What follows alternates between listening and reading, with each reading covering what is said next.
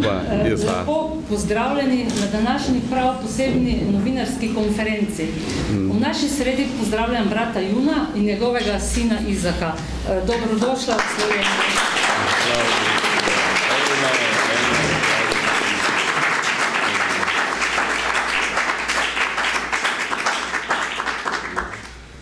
Brat Jun je po vsej Kitajski znan kot nebeški človek. Vzdevek je dobil leta 1984, ko oblastem ni hotel povedati svojega pravega imena. Če bi namreč to storil, bi ogrozil krajevne kristjane. Kot odgovor na grožnje naj pove ime je dejal: sem nebeški človek, moj dom je v nebesih. Z sinom sta prišla v Slovenijo včeraj, med nami ostajata ves teden. Povod za njun obisk je knjiga Nebeški človek, ki je pri založbi Družina izšla leta 2014. V njej brat Jun popisuje svojo pretresljivo življenjsko izkušnjo preganjanega kitajskega kristjana in strahoto tamkajšnjih zaporov. Brat Jun je eden izmed najbolj znanih voditeljev kitajskih hišnih cerkva, o teh bo malo več povedal v nadaljevanju, v kateri je vključenih več kot 45 milijonov kristjanov.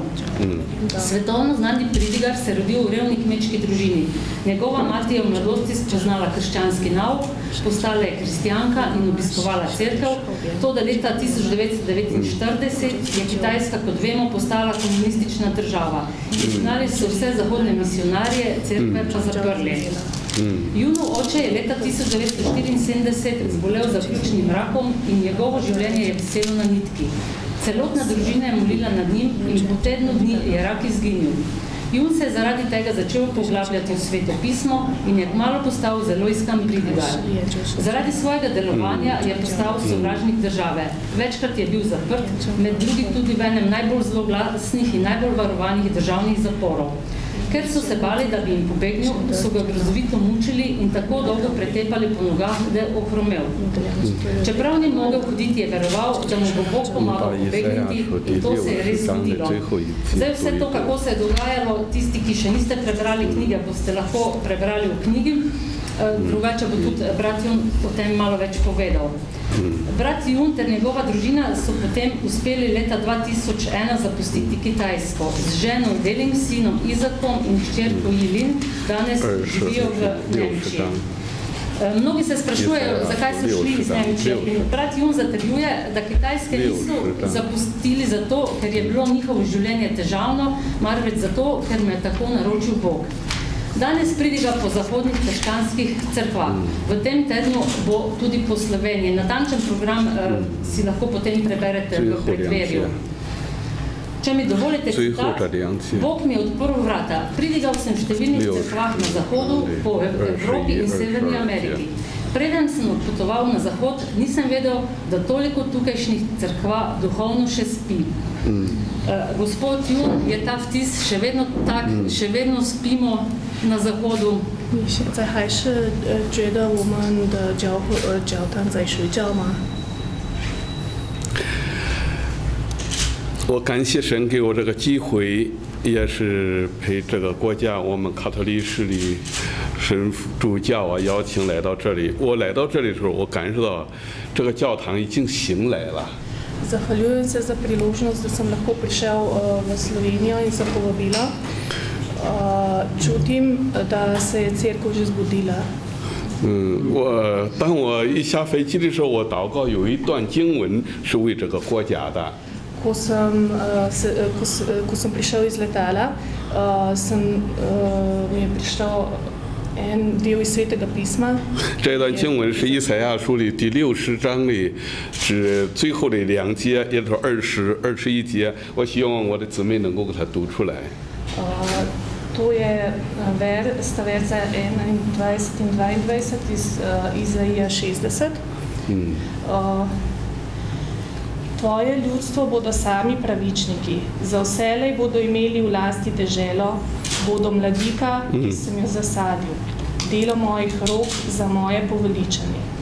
Iz najmanjšega jih po 1000, iz najšibkejšega mogočen narod. Jaz, Gospod, pospešim to ob svojem času. 哈利路亚，哈利路亚。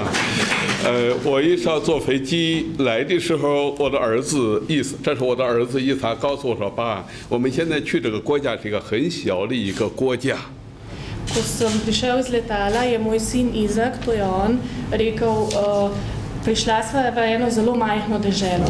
当我一下飞机的时候，神父再来接我的时候说：“哎呀，我们的国家不但是小，我们的国家现在也目前面临着种种的压力，很弱的，很需要一个方向。” Naša dežela, duhovnik, ki je prišel po me, je rekel, da dežela ni samo majhna, ampak tudi zelo potrebuje smernico. 我的祷告是愿上帝的国降临在这个国家。Molil sem, da bi se Sveti Duh spustil na to deželo. 永远得地为业。In bil vedno z vami. 我的祷告是这个知晓的民族要增加1000倍。Molil sem, da bi se država 1000krat povečala. 我的祷告是这个微弱的国要成为强盛。Molil sem, da bi ta šibka dežela postala močen duh. 阿门。我们一同有一个祷告，好吧？Gremo skupaj molimo. 天父，愿你的国降临在这个国家。Gospod, pridi v to deželo. 愿你的旨意行在这个国家，如同行在天上。Naj pride ta dežela v Božje kraljestvo. 使这个国家不但是能够认识耶稣，要更深地来经历主耶稣复活的大能。Naj dežela ne samo spozna Jezusa, ampak tudi moč tega, da je on umrl za nas. 因主耶稣基督的生命。Naj spozna Jezusovo življenje. 阿门。阿门。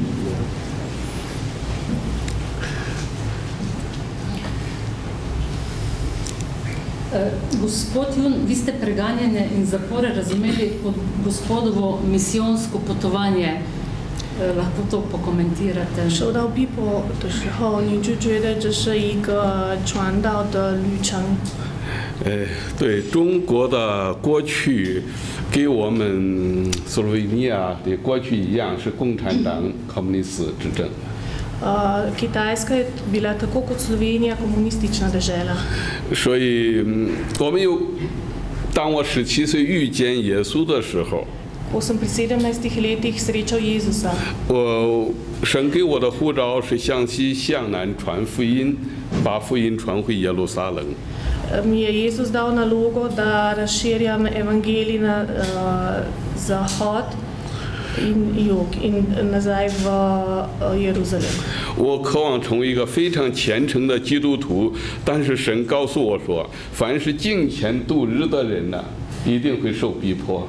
Želel sem postati dober vernik, želel sem močnega duha in Gospod je povedal, da kdor želi biti močan v Gospodu, bo gotovo doživel preganjanje. 我渴望更深地认识耶稣的时候，神就透过他的话语告诉我说，若有人跟从我，一定会要背起自己的十字架，必须要背起自己的十字架，你愿意吗？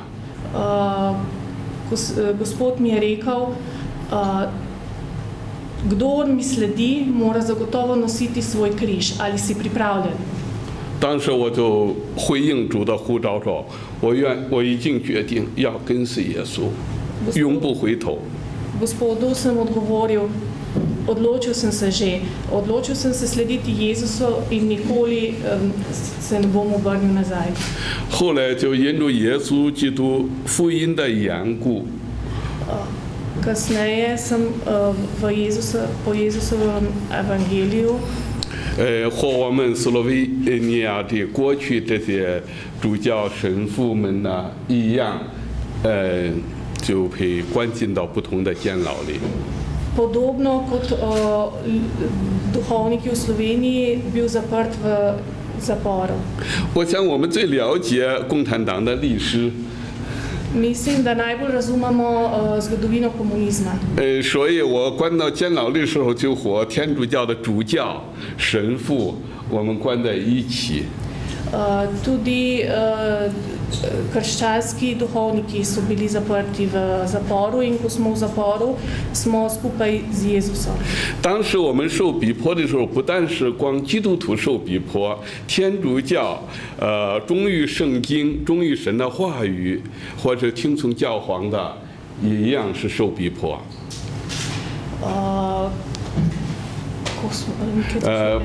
当时不仅仅基督徒受逼迫，卡托利是天主教的神父、主教。 Tudi katoliki so preganjani, ne samo kristijani, ker na Kitajskem je pretežno so protestantje, ampak tudi katoliki. 所以借据共产党的逼迫，把我们天主教的比索夫、法特，然后和基督徒的传道人都关到一起了。V zaporu so nas duhovnike in druge ljudi skupaj zaprli. 当时神让我们学习，没有宗教了，只有耶稣的爱。 Bog nas je naučil, vera ne obstaja, obstaja samo Jezusova ljubezen. 所以我和天主教的主教、神父10年，他们是关了10年，那我在里面呢陪他们有3、4年的时候。 Duhovniki so bili v zaporu približno 10 let, jaz sem bil z njimi približno 3 do 4 leta. 所以我这一次来到斯洛文尼亚，我感受到回到家里一样。 Ko sem tokrat prišel v Slovenijo, čutim, kot da sem se vrnil domov. 哈利路亚。所以我们再到一起被关到监牢里的时候，我们只知道一件事。 Ko smo bili skupaj zaprti v zaporu, smo vedeli samo za eno stvar. 耶稣基督并他钉十字架。 Poznali smo samo Jezusa Kristusa in njegov križ. 耶稣基督为我们死在十字架上，而且从死里复活了。 Jezus je za nas umrl na križu in za nas ponovno vstal od mrtvih. 我们在那里也没有什么宗教，也没有教义，也没有宗教的意志，都是用心灵诚实，再到监牢里敬拜他，敬拜神。 Nismo imeli crkvene izobrazbe, samo molili smo Jezusa, samo iz srca smo ga spoznali. 过去我们没有受逼迫之前， Ko nas še niso preganjali. 我们总认为应该是在天主教教堂里面敬拜神，或者在基督教的教堂里，或者在哪个聚会点敬拜神。 Ko nas še niso preganjali, smo mislili, da lahko moliš, da lahko slaviš Gospoda samo v cerkvah. 当我们关到监牢的时候，我们发现耶稣也在监狱里，我们可以在监狱里一同敬拜神，一同摆饼。 Ko smo prišli v zapor, pa smo opazili, da lahko Jezus je tudi v zaporu, tudi tukaj ga lahko molimo in slavimo. 有时候我们在监牢里面给神父、给主教，我们一起来弥撒，一起来纪念耶稣的死。 V zaporu smo z drugimi duhovniki skupaj molili in skupaj slavili Gospoda včasih. 哈利路亚。 Če dovolite, bi še postavila eno vprašanje, preden dam besedo vam, sinu Izaku. Gospod Izak, očetova vera in njegovo preganjanje je zaznamovalo tudi vaše življenje. Vi ste ga spoznali šele, ko ste bili stari 4 leta. 爸爸的宗教还有受到逼迫，神秘的影响了你的生活。你4岁的时候才认识到你爸爸。 Danes skupaj živite v Nemčiji. Ste pomislili kdaj, da bi vi šli sami nazaj na Kitajsko? Pa kakšno je tam življenje kristjanov danes? 你们今天一起住在德国，你们有没有想过回中国？也想知道中国今天的基督徒情况如何？ So, soll ich auf Deutsch antworten oder auf Chinesisch? Auf Chinesisch? Okay. Ja. Good. Ste vi prevedli? A vas veliko razume nemško? Dann kommen Sie, wir machen auf Deutsch. Ja. 他的单位比较好，中文。Chinesisch, okay. 当我的母亲怀孕我7个月的时候，我父亲还在监牢里面。Ko je bila mama že 7 mesecev noseča z mano, je bil oče še v zaporu. 然后警察来到我们家，他们说这个孩子要把他堕胎掉。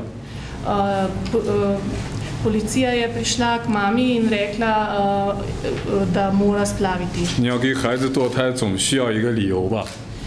Da narediš splav je potreben en vzrok.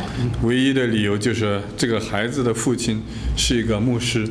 Edini vzrok, da je bil potreben splav, je bil, da je oče tega otroka duhovnik. 这牧师是不允许有孩子的。 Duhovniki ne smejo imeti otrok. 因为他们的孩子可能有一天也会成为牧师。 Ker njihovi otroci nekega dne lahko tudi postanejo duhovniki. 然后他们堕胎就有一个，就是2天后这个孩子要堕胎。 Rok za splav je bil čez 2 dni. 然后我的母亲就在神的面前祷告。 Mama je molila k Bogu.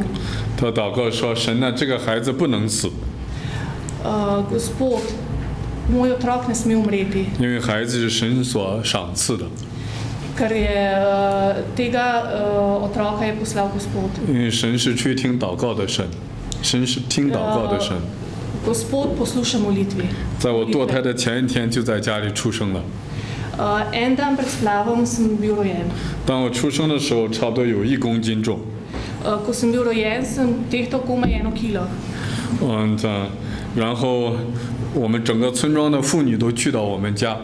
Vsi sovaščani so prišli v naš dom. 他们就嘲笑我的母亲说：“这个孩子太小了，他会死去的。” Mami so se posmehovali, ta otrok je premajhen, gotovo bo umrl. 然后我的奶奶说：“我这个孩子一定能活下来的。” Babica je rekla, tega otroka bomo spravili k življenju. 他会一生都会传扬耶稣的名。 V imenu Jezusa Kristusa. 我上个月正好刚刚度过了我33岁的生日。 Prejšnji teden sem praznoval 33. rojstni dan. 感谢主，我活得很好。 Zahvaljujoč Gospodu dobro živim. 我太太经常说我是世界上最漂亮的中国人。 Moja žena pogosto reče, sem najlepši Kitajec na svetu. 我每天都传扬耶稣的名。 Vsak dan razširjam Gospodovo ime. 当我们1月份去泰国参加一个牧师的聚会的时候， Ko sem pred kratkim šla na Tajsko na srečanje duhovnikov. 差不多有500个中国的教会领袖来到泰国聚会。 Je na Tajvan prišlo približno 500 predstavnikov cerkve na Kitajskem. 然后我在那边有一些讲话。 Njim sem govoril, imel sem predavanje. 然后讲完话之后，就有一个阿姨，她跑到我面前抱着我哭。 Ko sem končal, je ena gospa pritekla k meni, me objela in zajokala. 我不知道她为什么哭， Ne vem, zakaj je zajokala, 因为我也不认识她。 ker je nisem poznal. 然后她说：“当你出生的时候，我才18岁， Ko si se rodil, sem bila stara 18 let. 你的父亲在监牢里面坐着。 Tvoj oče je bil v zaporu. 当你出生的时候，我用我的双手捧着你。 Vendar, ko si se rodil, sem te prijela, sem te imela na svojih rokah. 她说我刚是18岁，我不知道我的手应该怎么动。 Ko sem bila stara 18 let, nisem vedela, kako 我很害 premakniti. 怕，如果我的手稍微用多一点力的话，你会死掉。 Zelo sem se bala, če bi malo preveč stisnila, če bi preveč sile uporabila, da bi umrl. 因为你当时太小了。 Ker si bil takrat še premajhen. 说，但现在你看你长得这么大。 Glej, zdaj pa si tako velik. 对呀，然后我就对那阿姨说：“我说你想的话，你可以再抱我一次。” Če želite me še enkrat objavite me. 2001年的时候，我们来到德国。Leta 2001 smo prišli na Kitajsko, smo prišli v Nemčijo. 我读过11年的书， 11 let sem študiral. 我换过10个学校， Zamenjal sem 10 šol. 我们一辈子都是在逃难的。 Celo življenje smo bili na begu. 关于我们想不想回中国，这不是我们说了算。 Pri tem, ali se bomo vrnili na Kitajsko, ne odloča to, kaj si želimo. 因为神没有把我们带到斯洛文尼亚来， Gospod nas ni pripeljal v 神又没有把 Slovenijo, 我们带到美国去， nas je pripeljal v Slovenijo. Gospod nas je 就偏 pripeljal, 偏把我们带到德国。 nas ni pripeljal v Ameriko, ampak nas je pripeljal v Nemčijo. 有很多人说，这是突然发生的事情。 Veliko ljudi je reklo, to se je pač tako zgodilo, nenadoma. 但我的生命当中，我不相信突然发生的事情。 Vendar ne verjamem v naključja. 一切的事情都有上帝的命定， Vse se zgodi po Božji volji. 一切的事情都有神的计划和他的 calling， 他的呼召。 Vse se zgodi po Božjem klicu. 神把我们带到了德国，我们愿意服侍德国人。 Gospod nas je pripeljal v Nemčijo, da tam razširjamo 我们 evangelij. 要在那边传福音， Tam moramo opravljati svoje misijonarsko delo. 在向德国人传福音。 Nemcem prinesti evangelij. 我在德国建了好几个教会， V Nemčiji sem bil v veliko cerkvah. 以前是在斯图加特 Stuttgart 那边。 Ena izmed njih je bila v Stuttgartu. 去年夏天的时候，我在法兰克福又开始了一个教会。 Lansko leto sem tudi v Frankfurtu začel eno cerkveno skupino. 差不多有7、8个月的时间，现在我们有60、70人聚会。 Po 7-8 mesecih je približno 60-70 ljudi v 对， tem. 我们的意向是在德国很多的地方建立教会。 Naš namen je, da bi na čim več delih Nemčije